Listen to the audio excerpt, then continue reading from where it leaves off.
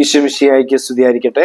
തെനാക് പെസഹകാലം 7ാമത്തെ ആഴ്ചയിലെ ചൊവ്വാഴ്ച, യോഹന്നാന്റെ സുവിശേഷം 17-ാം അധ്യായം 1 മുതൽ 11 വരെയുള്ള വാക്യങ്ങൾ. ഇവിടെ ഈശോ ഒരു അന്തിമ പ്രാർത്ഥന നടത്തുന്നു. യേശുവിന്റെ അന്തിമ പ്രാർത്ഥന എന്നാണ് ഈ ഭാഗത്തിന്റെ 17-ാം അധ്യായത്തിന്റെ തലക്കെട്ട് തന്നെ. ഈ പ്രാർത്ഥന നടത്തുമ്പോൾ അതിനിങ്ങനെ വളരെ വ്യക്തമായിട്ടും ഈശോ ഓരോ കാര്യങ്ങൾക്ക് വേണ്ടിയും പ്രാർത്ഥിക്കുന്നതായിട്ട് നമുക്ക് കാണാൻ സാധിക്കും. ആദ്യം ഈശോനാഥൻ തനിക്ക് തന്നെ വേണ്ടി പ്രാർത്ഥിക്കുന്നു, 1 മുതൽ 5 വരെയുള്ള വാക്യങ്ങൾ. പിന്നെ തന്റെ ശിഷ്യന്മാരുടെ സംരക്ഷണത്തിന് വേണ്ടി പ്രാർത്ഥിക്കുന്നു, 6 മുതൽ 19 വരെയുള്ള വാക്യങ്ങൾ. പിന്നെ തന്നിൽ വിശ്വസിക്കുന്നവർക്കായിട്ട് പ്രാർത്ഥിക്കുക, മൊത്തം എല്ലാവർക്കും വേണ്ടി പ്രാർത്ഥിക്കുന്നു, അത് 20 മുതൽ 26 വരെയുള്ള വാക്യങ്ങൾ. അപ്പൊ ഇങ്ങനെ 17-ാം അധ്യായത്തിലെ യേശുവിന്റെ പ്രാർത്ഥന, ആ പ്രാർത്ഥനയുടെ 3 ഘട്ടങ്ങൾ നമുക്ക് യഥാർത്ഥത്തിൽ വലിയൊരു മാതൃകയാണ്. നമുക്ക് വേണ്ടി തന്നെ നമ്മൾ ആദ്യം പ്രാർത്ഥിക്കേണ്ടതുണ്ട്. സ്വാർത്ഥത എന്നുള്ള രീതിയിലല്ല, നമുക്ക്, അതായത് നമ്മുടെ ഭൗതിക നേട്ടങ്ങളും കാര്യങ്ങളും എന്നുള്ളതല്ല, നമ്മുടെ ആത്മീയമായൊരു പിതാവുമായ ദൈവവുമായുള്ള ബന്ധം, അതാണ് പ്രാർത്ഥനയോട് ഉദ്ദേശിക്കുന്നത്. നമ്മൾ എന്തെങ്കിലും ചോദിച്ചു വാങ്ങിക്കുന്നുള്ള കാര്യത്തിനെ കുറിച്ചല്ല ഈ പറയുന്നത്. അങ്ങനെ ഒരു ബന്ധം, ഞാനും ദൈവമായൊരു ബന്ധത്തിലേക്ക് വരുന്നു. രണ്ടാമത് തൻ്റെ ഈ ദൗത്യം നിറവേറ്റാൻ, അല്ലെങ്കിൽ തന്നോടൊപ്പം നിൽക്കുന്ന തൻ്റെ ചങ്ങാതിമാരായിട്ടുള്ള, തൻ്റെ ശിഷ്യന്മാരായിട്ടുള്ളവർക്ക് വേണ്ടി പ്രാർത്ഥിക്കുന്നു. പിന്നെ എല്ലാവർക്കും വേണ്ടി പ്രാർത്ഥിക്കുന്നു. ഈ പ്രാർത്ഥനയുടെ 2ാമത്തെ ഭാഗം, അതായത് തൻ്റെ ശിഷ്യന്മാർക്ക് വേണ്ടി പ്രാർത്ഥിക്കുന്നു എന്ന് പറയപ്പെടുന്ന ഭാഗത്ത് 2 വരികൾ ശ്രദ്ധേയമാണ്. 6ാമത്തെ വാക്യവും 8ാമത്തെ വാക്യവും. 6ാമത്തെ വാക്യം പറയുന്നത് ഇങ്ങനെയാണ്: ലോകത്തിൽ നിന്നും അവിടുന്ന് എനിക്ക് നൽകിയവർക്ക് അവിടുത്തെ നാമം ഞാൻ വെളിപ്പെടുത്തി, അവർ അങ്ങയുടേതായിരുന്നു, അങ്ങ് അവരെ എനിക്ക് നൽകി, അവിടുത്തെ നാമം ഞാൻ വെളിപ്പെടുത്തി. ഈ പിതാവിനെ ശിഷ്യന്മാർക്ക് വെളിപ്പെടുത്തി കൊടുത്തു എന്നാണ് ഈശോ പറയുന്നത്. ഇങ്ങനെ നമ്മൾ വായിക്കുന്നത്, പിതാവായ ദൈവത്തെ ശിഷ്യന്മാർക്ക് വെളിപ്പെടുത്തി കൊടുത്തു. ഇനി 8ാമത്തെ വാക്യം, എന്തെന്നാൽ അങ്ങ് എനിക്ക് നൽകിയ വചനം ഞാൻ അവർക്ക് നൽകി, വചനം അവർക്ക് കൊടുത്തു. ഇതാണ് 2ാമത്തെ വാക്യം. ഈ 2 വാക്യങ്ങൾ വായിച്ചു കഴിയുമ്പോൾ നമ്മൾ ഓർക്കേണ്ട ഒരു വസ്തുത, ഈശോനാഥൻ ഈ ഭൂമിയിലേക്ക് വന്നിട്ട് എന്തൊക്കെയാണ് നമുക്ക് തന്നിട്ട് തിരിച്ചു പോയത്. നമുക്ക് കുറേ കാര്യങ്ങൾ ചിന്തിക്കാൻ സാധിക്കും. കുറേ കഥകൾ ഈശോ പറഞ്ഞു, കുറേ സാരോപദേശങ്ങൾ ഈശോ നൽകിയിട്ടുണ്ട്, കുറേ അനുഗ്രഹങ്ങൾ നൽകിയിട്ടുണ്ട്, സൗഖ്യം നൽകിയിട്ടുണ്ട്, കൂതാശകൾ നൽകിയിട്ടുണ്ട്. അങ്ങനെ കുറേ കാര്യങ്ങൾ നമുക്ക് പറയാൻ സാധിക്കും. പക്ഷെ ഇങ്ങനെ വളരെ കോൺക്രീറ്റ് ആയിട്ട് നമുക്ക് പറയാൻ സാധിക്കുന്ന 7 കാര്യങ്ങൾ നമുക്ക് മനസ്സിലാക്കാൻ സാധിക്കും ഈശോ നൽകി എന്ന് പറയുന്നത്. 1, പിതാവായ ദൈവത്തെ നൽകി, അവിടുത്തെ നാമം ഞാൻ വെളിപ്പെടുത്തി എന്ന് ഈശോ പറയുകയാണ്. പിതാവായ ദൈവത്തെ നമുക്ക് തന്നു. സ്വർഗസ്നായ പിതാവ് എന്ന പ്രാർത്ഥന പഠിപ്പിക്കുമ്പോഴൊക്കെ നമ്മൾ ഈശോ നമുക്ക് വേണ്ടി സ്വന്തം അപ്പനെ ഷെയർ ചെയ്യുകയാണ്. നമ്മളെ സഹോദരങ്ങളാക്കി തീർത്തുകൊണ്ട് ദൈവത്തെ പിതാവെ എന്ന് വിളിക്കാൻ, അപ്പ എന്ന് വിളിക്കാനായിട്ട് നമ്മൾക്ക് അവസരം തരുന്നു. അപ്പോൾ പിതാവായ ദൈവത്തെ നമുക്ക് വെളിപ്പെടുത്തി തന്നുകൊണ്ട് നമ്മളെ ചേർത്ത് പിടിക്കുകയാണ്. ഇതാണ് നമ്മൾ 1ാമതായിട്ട് കാണുന്നത്. പിതാവായ ദൈവത്തെ നമുക്ക് തന്നു. 2, ഇവിടെ ഈശോ പറയുകയാണ്, അങ്ങ് എനിക്ക് നൽകിയ വചനം ഞാൻ അവർക്ക് നൽകി. ഞാൻ ഈ ചെയ്യുന്ന കാര്യങ്ങൾ, ഞാൻ പറയുന്ന കാര്യങ്ങൾ സ്വയമേവ ചെയ്യുന്നതല്ല, പിതാവായ ദൈവം എനിക്ക് തന്നതാണ്, എന്നോട് ചെയ്യാൻ പറഞ്ഞതാണ്. അപ്പൊ അങ്ങനെ ഈശോ വ്യക്തമായിട്ടും പറയുന്നുണ്ട്. അപ്പോൾ ഈശോ പറഞ്ഞ ഈ കാര്യങ്ങൾ, ഈ ഈശോയുടെ ജീവചരിത്രത്തിൽ നടന്ന സംഭവങ്ങൾ, സുവിശേഷത്തിൽ നമ്മൾ വായിക്കുന്ന കാര്യങ്ങൾ എല്ലാം തന്നെ പിതാവായ ദൈവം ഈശോയെ ഏൽപ്പിച്ച കാര്യങ്ങളാണ്. നമ്മുടെ വചനം ഈശോയെ പിതാവായി ഏൽപ്പിച്ച. അപ്പോൾ ഈശോ പറയുകയാണ്, നിങ്ങൾക്ക് വചനം ഞാൻ നൽകി. അപ്പൊ 1ാമത്തെ കാര്യം, ഈശോ ഈ ഭൂമിയിൽ വന്ന മനുഷ്യാവതാരം ചെയ്ത് നമ്മളോടൊപ്പം ജീവിച്ച് മരിച്ചു ഉയർത്ത് സ്വർഗാരോഹണം ചെയ്ത് പോകുമ്പോൾ ഈശോ എന്തൊക്കെ തന്നിട്ട് പോയെന്ന് ചോദിച്ചു കഴിഞ്ഞാൽ, 1ാമത്തെ കാര്യം, ദൈവത്തെ പിതാവായി നൽകി, അപ്പനായി നൽകി.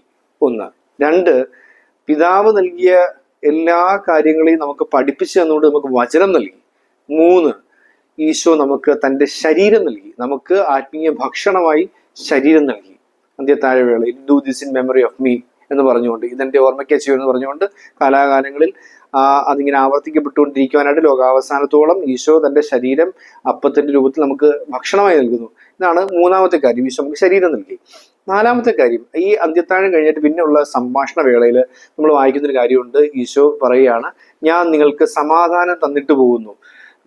14-ാം അധ്യായം 27-ാം വാക്യം, സമാധാനം ഞാൻ നിങ്ങളെ ഏൽപ്പിച്ചിട്ട് പോകുന്നു, എന്റെ സമാധാനം നിങ്ങൾക്ക് ഞാൻ നൽകുന്നു, ലോകം നൽകുന്ന പോലെയല്ല ഞാൻ നൽകുന്നു എന്ന് പറഞ്ഞുകൊണ്ട് ഈശോ സമാധാനം തന്നു. ഒരു പ്രത്യേക രീതിയിൽ, ലോകത്തിന്റെ തന്നെ സമാധാനമല്ല, നമ്മൾ അതിനെക്കുറിച്ച് കണ്ടു കഴിഞ്ഞു, അതുകൊണ്ട് വിശദീകരിക്കുന്നില്ല.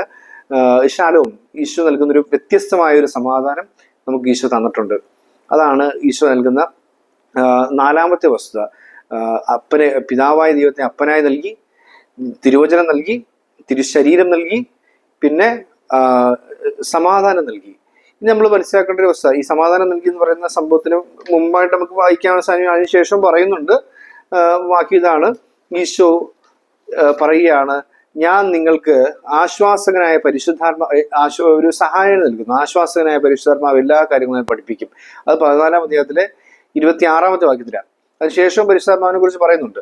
അപ്പൊ പരിശുദ്ധാത്മാവിനെ നൽകി എന്ന് പറയുന്നൊരു കാര്യം, അതിനെ ആവർത്തിച്ച് പറയുന്നൊരു കാര്യം. അപ്പം ഈശോ പരിശുദ്ധാത്മാവിനെ നൽകി. നമുക്കിങ്ങനെ ഓർഡറിൽ പറയുകയാണെങ്കിൽ അങ്ങനെ ചിന്തിക്കാം. പിതാവായി ദൈവത്തെ അപ്പനായി നൽകി, 2 തിരുവചനം നൽകി, 3 തിരുശരീരം നൽകി, ഭക്ഷണമായി പെരിക്കൻ പക്ഷി തൻ്റെ മാറ് വളർന്ന രക്തം നൽകി, കുഞ്ഞുങ്ങളെ വളർത്തുന്ന പോലെ തൻ്റെ ഹൃദയം നൽകി, ഹൃദയം ഭക്ഷിക്കാൻ നൽകിക്കൊണ്ട് നമ്മളെ വളർത്തിക്കൊണ്ടിരിക്കുന്ന ദിവ്യകാരുണ്യം. 4 ഈശോ പരിശുദ്ധാത്മാവെന്ന് സഹായകനെ നൽകി. 5 ഈശോ സമാധാനം നൽകി. 6 കുരിശിൽ കടന്നുകൊണ്ട് ഈശോ അവസാനം ഇങ്ങനെ പിടിച്ചു വെച്ചിട്ട് ഇനി ലാസ്റ്റ് മൊമെന്റിൽ തന്നേച്ചും പോകാനായിട്ട് പിടിച്ചു വെച്ചേക്കുന്ന ഒരു സംഭവം കൊണ്ടുണ്ടാകുക പരിശുദ്ധ കന്യാമറിയത്തെ നൽകി. അതിങ്ങനെ ഏറ്റവും വാല്യുബിൾ ആയിട്ടുള്ള സംഭവം അവസാനം തന്ന പോലെ പരിശുദ്ധ കന്യാമറിയത്തെ നൽകി. അങ്ങനെ 6 കാര്യങ്ങൾ നമുക്ക് കാണാൻ സാധിക്കും. എന്നിട്ട് ഉയർത്തെഴുന്നേറ്റ് ഈശോ വന്ന് ഒരു കാര്യം കൂടെ തരുന്നുണ്ട്. അതാണ് മിഷൻ, ദൗത്യം നൽകി. ഈശോ പറയുന്നുണ്ട്, നിങ്ങൾ ലോകമെങ്ങും പോയി എല്ലാ സൃഷ്ടികളോടും സുവിശേഷം പ്രസംഗിക്കുക. അപ്പോൾ ഈശോയുടെ സുവിശേഷം വാക്കുകൊണ്ടല്ല, ഫ്രാൻസിസ് അസീസിയൊക്കെ പറയുന്ന പോലെ സർവത്ര സുവിശേഷം പ്രഘോഷിക്കുക, അത്യാവശ്യമെങ്കിൽ മാത്രം വാക്ക് ഉപയോഗിക്കുക. ഫ്രാൻസിസ് അസീസിയുടെ വാക്കുകളാണ്. അപ്പം എപ്പോഴും സുവിശേഷം പ്രസംഗിച്ചുകൊണ്ടിരിക്കണം. അതിങ്ങനെ വാക്കുകൊണ്ടുള്ള പ്രസംഗത്തെക്കുറിച്ചല്ലേ പറയുന്നത്, മറിച്ച് ജീവിതചര്യയില്, ജീവിതത്തിലെ ഇടപെടലുകളിലൂടെ, നിന്റെ നിലപാടുകളിലൂടെ, നിന്റെ സ്വഭാവത്തിലൂടെ, നിന്റെ ആശ്വാസ വാക്കുകളിലൂടെ ഒക്കെ നീ ഈശോ എങ്ങനെ പകർന്നു കൊടുത്തുകൊണ്ടിരിക്കണം. അതാണ് നമുക്ക് മിഷൻ എന്ന് പറയുന്നത്. ഈ ലോകം പോയി ഈ സർവ്വസൃഷ്ടിയോടും സുവിശേഷം പറയുക, ഈശോയെ കുറിച്ച് സംസാരിക്കുക എന്ന് പറയുന്നൊരു ദൗത്യം കൂടി നൽകി. ഈ ദൗത്യം കൂടെ നൽകി എന്നുള്ളതാണ് 7-ാമത്തെ കാര്യം. നമുക്ക് ഒന്നുകൂടെ ചിന്തിക്കാം. 1 പിതാവായ ദൈവത്തെ അപ്പനായി നൽകി, 2 തിരുവചനം നൽകി, 3 തിരുശരീരം നമുക്ക് ഭക്ഷണമായി നൽകി, 4 പരിശുദ്ധാത്മാവെന്ന സഹായകനെ നൽകി, 5 സമാധാനം, ഈശോയുടെ പ്രത്യേകമായ രീതിയിലുള്ള സമാധാനം നൽകി, 6 പരിശുദ്ധ കന്യാമറിയത്തെ അമ്മയായി നൽകി കുരിശിൽ കിടന്നുകൊണ്ട്, 7 ഒരു ദൗത്യം, സുവിശേഷം പ്രഘോഷിക്കാവുന്ന ദൗത്യം നമ്മളെ ഏൽപ്പിച്ചു. അതൊരു ജോലി ഏൽപ്പിക്കാന്നുള്ളതല്ല, ഒരു പ്രിവിലേജ് ആണ്. ഈശോ നമ്മളെ ഈ ദൗത്യം ഏൽപ്പിച്ചു എന്ന് പറയുമ്പോൾ ഈശോ അത്രയും നമ്മളെ ചേർത്ത് നിർത്തുന്ന അർത്ഥം. ഈശോയെ പ്രതിഫലിപ്പിക്കുന്നവരെ ഈശോയുടെ പകരക്കാരായി മാറുക എന്നുള്ളതാണ് ആ ദൗത്യം ഏൽപ്പിച്ചു എന്ന് പറയുന്നത് നമ്മൾ മനസ്സിലാക്കേണ്ടത്. ഇനി 7 കാര്യങ്ങളാണ് ഈശോ ഈ ഭൂമി വന്ന് തിരിച്ച് സ്വർഗസ്ഥനായ പിതാവിന്റെ പക്കലേക്ക്, സ്വർഗത്തിലേക്ക് ആരോഹണം ചെയ്തു പോകുന്നതിന്റെ ഇടയ്ക്ക് വെച്ച് നമുക്ക് നൽകിയിട്ടുള്ള 7 കാര്യങ്ങൾ. ഈ 7 കാര്യങ്ങളെയും നമ്മുടെ ജീവിതത്തിൽ ഉപയോഗിക്കാനുള്ളതാണ്. ഈ 7 കാര്യങ്ങൾ നമ്മൾ ജീവിതത്തിൽ ഉപയോഗിക്കാനും പ്രഘോഷിക്കാനും ഒക്കെ ഉള്ളതാണെന്നുള്ള ബോധ്യത്തിൽ നമുക്ക് ജീവിക്കാം. സ്വർഗാരൂപിതനായ ഈശോ, പരിശുദ്ധാത്മാവിനെ നൽകിയ ഈശോ നമുക്ക് പരിശുദ്ധാത്മാവെന്ന സഹായത്തിലൂടെ ഈ കാര്യങ്ങൾ പ്രാവർത്തികമാക്കാനുള്ള കൃപ കൂടി തരട്ടെ എന്ന് നമുക്ക് പ്രാർത്ഥിക്കാം. എന്നും അനുഗ്രഹിക്കട്ടെ.